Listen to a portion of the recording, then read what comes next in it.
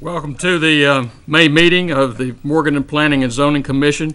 I'm your Vice Chairman, Bill Lennon, sitting in for our Chairman Hank, who is not with us this evening, but I wanted to just quickly mention the other members in attendance tonight. To my far left, Don Smith, Kim Willard, Judy Francis, and to my far right, Rick Lingerfeld, Claude Huffman, Pete Wallace, and also Lee Anderson is here of staff, also Louis Vinay, and our recording secretary tonight is Jackie Kane. So we thank you for being with us this evening. First item of business is old business, is review and approval of the March 12th meeting minutes. Is there any questions or comments regarding the minutes?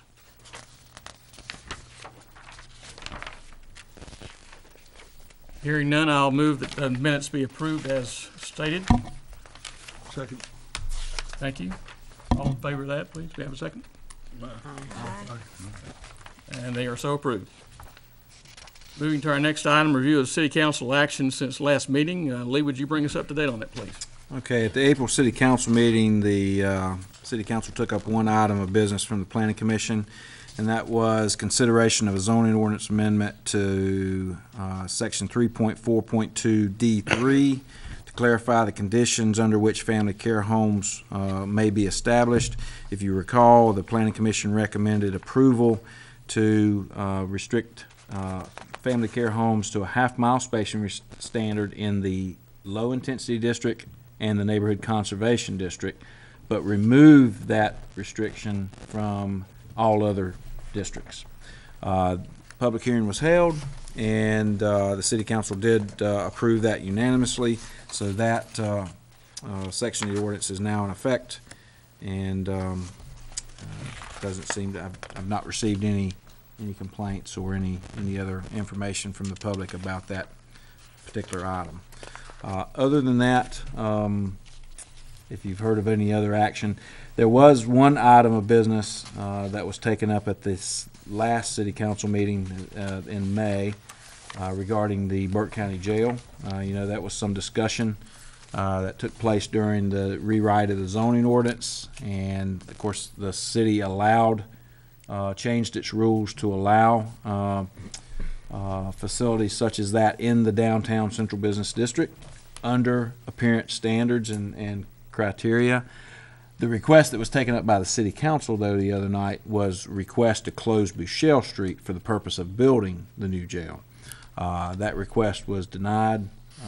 They did not choose to adopt a resolution of intent or request even a public hearing at that meeting, and so that item is now back to the county for further consideration, and of course we will certainly be bringing that to you in the future if there is any request for changes in any of those items. But the rules are in place to allow the jail within the downtown if the ordinance criteria has been met.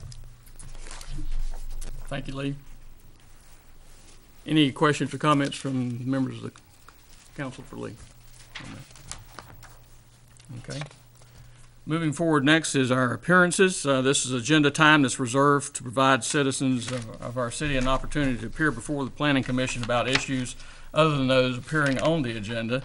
Citizens may present their planning ideas, opinions, or concerns for the Commission consideration and discussion.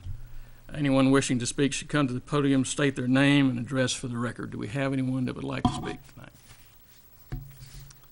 Seeing no one rise, we'll move forward to new business. Item 1, consideration to amend Section 342B3 entitled Accessory Structures Residential of the Morganton Zoning Ordinance to clarify size and quantity limitations. Lee, can you lead us through that, please? Okay, in front of you is a section of the current zoning ordinance. If that's highlighted under Accessory Structures Residential, it's under Section 3.4.2. And there is a list of 10 requirements to place accessory structures within residential areas. We're dealing with item number 3 this evening. This is a request that came out of a building application request And the city staff initiated this based on what we felt like was perhaps more clarification needed in this particular section of the ordinance that may have been overlooked at the time that we were drafting the ordinance. Accessory structures for residential uses are required to meet a maximum number on any particular lot within the city currently. No more than 2 accessory structures may be provided on any single-family or multifamily lot in all zoning districts under the current rules. A swimming pool is excluded from that. That does not count as an accessory structure. Accessory structures are detached garages, storage buildings, barn structures, those kind of things. So currently, all zoning districts are limited to 2 accessory structures. The total square footage of those structures combined cannot exceed 1/2 of the total square footage of the primary residence. So if you have a 2,000 square foot house, you could have 2 accessory structures up to 1,000 square feet, okay, under the current rules. If you have more than 2 acres within certain districts, such as the low-intensity district, the limitation, the building size limitation is exempted, and so that is a current rule. You must also be at least 20 feet from the property line if you meet that exemption. The request tonight is to allow more than 2 accessory structures within other zoning districts, within zoning districts other than low-intensity district and neighborhood conservation district. The ordinance in front of you is marking those sections out. If you'll turn in your package to the proposed ordinance.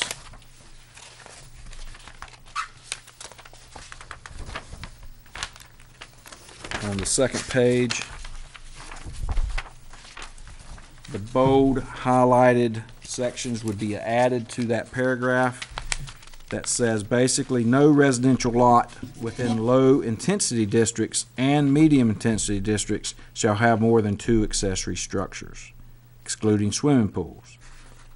The total area of residential accessory structures on a lot shall not exceed 1/2 of the total square footage of the principal dwelling.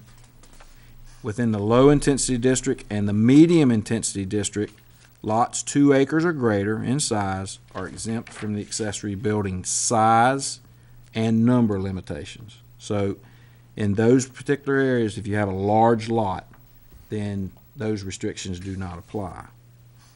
Provided that any building that exceeds the limitations shall be set back a minimum of 20 feet from the property line. So you can't get as close as 6 feet to the property line like you can with normal accessory structures. You have to bring it further away from the line. This is the primary change. High-intensity district lots are exempt from size and quantity limitations. Currently, within high-intensity districts, if you own a house, you are restricted to the 2 accessory dwelling limits, just like LID and MID. We felt like that was maybe a little excessive after we started looking at that, because HID districts obviously allow lots of different uses. Lots of commercial uses, lots of even light manufacturing uses. There's restrictions in place for buffers and those kind of items to protect adjoining properties. If you have a single-family house in that area, you shouldn't be punished just because you're a resident in a commercial, more commercialized area. So what we felt like was not limiting the number of accessory buildings was reasonable. It was a reasonable request. There's other restrictions as far as coverage of land for the Watershed Act and other things like that. Use of the accessory buildings, there may be some limits on that. But the number of buildings, if you wanted to have 3 accessory buildings, you could certainly do that under this proposed amendment. So that's the basics of the proposed amendment. If you have any questions, I'll be happy to answer those. If you have any questions on other sections of the ordinance, if you feel like there's any conflicts, I'll be happy to address those as well. Questions of Lee or comments? Lee, does this have any change at all for the neighborhood conservation districts? No, no, it still applies within neighborhood conservation areas. Anything within low-intensity districts and medium-intensity districts have to apply. And neighborhood conservation areas only occur within LID and MID areas. So Okay. it's already overlapping because of those restrictions. Any other questions? Okay. What would be the pleasure of the committee here, Commission? Have a staff approval recommendation. I'd move that we approve it. Do we have a second? Second. All right. Call the question. All those, give me one moment. May I address the board very briefly? Yes, to Mr. Vinay, certainly. If I may, and I should have raised this with Lee before, but didn't really pay attention until I was reading it just now. Minor nitpicky point as city attorney, Okay. and that's in the language that we've got in here to be consistent. That last sentence, HID lots are exempt from size and quantity limitations, and a couple lines above that, you referred to size and number limitations. Just in the interest of consistency, it ought to be Understood. either number in both places or quantity in both places. And I would probably also say size and quantity limitations of, as to accessory structures. Just to clarify that that's what we're talking about there. Or accessory building size and quantity limitations, I guess is the way it ought to read. See where I'm talking about? Just to Thank be you. nitpicky. Appreciate you being here to pick that out for us. Okay, with that clarification, so So move as amended. as amended. Second again, okay. Call the question then. All those who might be in favor of moving forward with this recommendation as is and amended. Aye. Opposed? Okay, we're unanimous to that. We'll move forward with that. The recommendation will go forward to the city council. Anything else that might be before the board this evening? Just a couple of items of interest. If you may recall, some rezoning activity on Valdez Avenue for a new apartment complex. Those permits have been issued, and so that project is underway, and should be under construction over the next 6 to 12 months, I would guess. Pretty large project for Morganton. Also, if you've been up College Street, you may notice that the North Carolina School for the Deaf Foundation, the Alder Springs project is underway also across from Comma. And those permits were issued a few months back, and that's well underway as well. There is a 30-day notice that has been given to the City Council for 3 Planning Commission members whose terms will be expiring in June. That would be Claude Huffman, Waits Gordon, and Bill Lennon. The City Council will take up those appointments on June the 1st. So if you're interested in continuing to serve on this commission, or those out in the audience who would maybe be interested in serving on the Planning Commission or another commission, Historic Preservation Commission is available, Board of Adjustment is available. And so we like to have citizens volunteer to be a part of those boards and commissions so that we can let the City Council know of those interests. So please contact our office at City Hall if you would like to serve. Give you a little more update. The Cracker Barrel project is nearing completion. We're doing final inspections now, and we're anticipating that project to open the first part of June. Hearing June the 3rd, somewhere in that range. The sign's going up. Yeah. Also, the new Walmart neighborhood market. We're in final inspection mode on that as well. And that project is also supposed to be opening sometime the first week or so in June. So those are pretty much on the same track. The Sterling Street interchange project is getting close to completion. They've done a lot of work in the last 30 days. They're indicating to us most of the roadway work will be done sometime this June.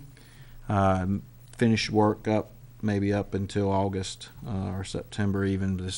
But we're starting to work now with the roadside environmental group out of Asheville for beautification around the bridge. Beautification of the bridge as far as plant material and other things doesn't occur until the general contractor is off the site. So we're now going into the landscape architecture and design and what plant materials and things will be around the bridge and some of the beautified efforts in the center medians. So we'll be working with that over the next few months.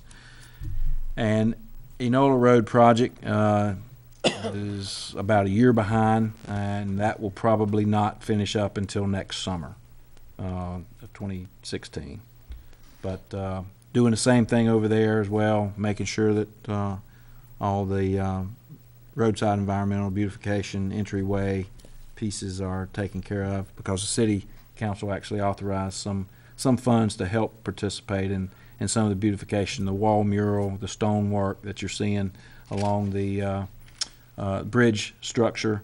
That's directly as a result of the Mission 2030 recommendations and participation by the city council to bring those added architectural elements to that structure. So next time you see one of your city councilmen, thank them for participating in that. I think it's really starting to look good at our front entrances, and I think it will mean a lot for our tourism industry in years to come. On the Food Matters store that's coming in, is there anything that could possibly hinder that, the progress of that coming in the fall of this year? Not that I'm aware of. The lease has been Smooth. signed. We have closed on our small business loan with the applicants. Good. And they are indicating an October to November timeframe opening. Where's this? It's at the old Harris Teeter. Food Matters. Reoccupying half of the grocery to bring a downtown grocery, kind of a green grocery, healthy choice type store, kind of a Whole Foods, small version of a Whole Foods store. We did a lot. The city recruited that business to come to town in needs, knowing that we had a need for groceries in the downtown area with over 280 residents now living in the downtown, with all the apartments and condos and second floor living and things that we've been able to achieve downtown. They, along with the folks that are already kind of living around the edges of the central business district. So we've had a lot of requests, and there seems to be a lot of support for that store. So I wish them success. And there was a recent announcement also, we did a small business loan with a furniture manufacturer that will be occupying the Drexel 60 plant. And we're supposed to do that loan closing next week. We've understood that everything, all the financing is now in place for that project, and we are doing a small business loan with that as well, and just along with the Department of Commerce and some other folks to bring that business. It's American Heritage Hospitality Furnishings, or can't remember. They changed the name of it. The corporate structure just changed, so I can't remember. But they make hospitality furnishings for the hotel industry.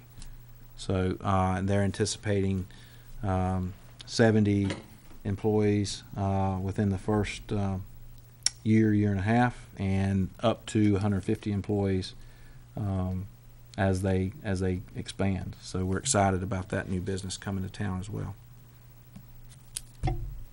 Certainly some good things happening in our city going forward. It's a busy time of year as we enter into the summer, and things are looking to move ahead. Any other business we have before the commission this evening? If not, we stand adjourned.